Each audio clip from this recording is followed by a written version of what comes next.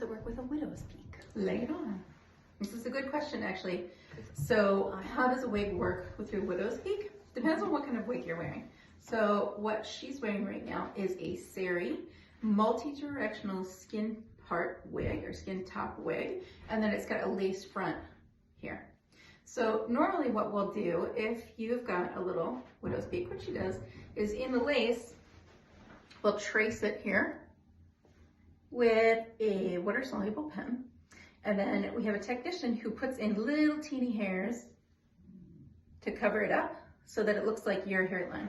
The reason we do it is, okay, so you'll see this a lot actually when people buy wigs that have lace fronts and they don't have any kind of personalization done, which in my opinion is a crime. So what happens is, and you'll see this a lot, they'll get a lace front wig in and you'll be like, oh, I gotta cover all my hair, I see it through the lace. So I'm gonna move it down to there to cover all my hair. And that looks really not super natural. And it's a great way to shorten your face and make it look wider. So you want to be able to wear it up back here because this is really where Jessica's hairline is. Her widow's peak comes down here, but her entire hairline is back here. And that's how much of her face should be exposed. So that's why we would add it in right here. If you're talking about a regular skin part wig that doesn't have a lace front, it kind of depends on what you want to do. I think we talked before, but it's worth mentioning again. If you want to pull out a lace front, I think you can see Jessica's videos, Jessica's videos, about how she blends in the front. And that's what a lot of people with a lace front are going to do. I mean, pardon me, at the widow's peak are going to do. They're going to take out these little tiny hairs in the widow's peak with a non-lace wig, and they're going to blend them into their own hair. If you don't want to do that, then you can kind of stick them up as much as you can. We can put some baby hair into the front of your regular multi-directional non-lace wig and hopefully obscure it a little bit.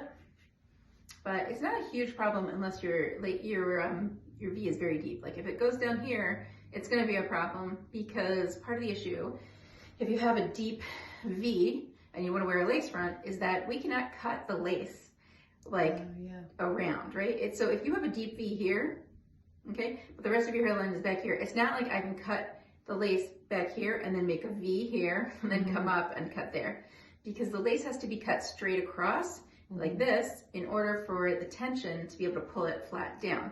If I'm going to cut it all over the place with divots and dips, then you're going to end up with your lace rolling, and that's completely defeating the purpose. So it's a totally workable solution. People who have a very, very deep V, I don't necessarily recommend a lace, and sometimes we can just kind of work with it with a bang or a side bang or baby hair. That's what I would say.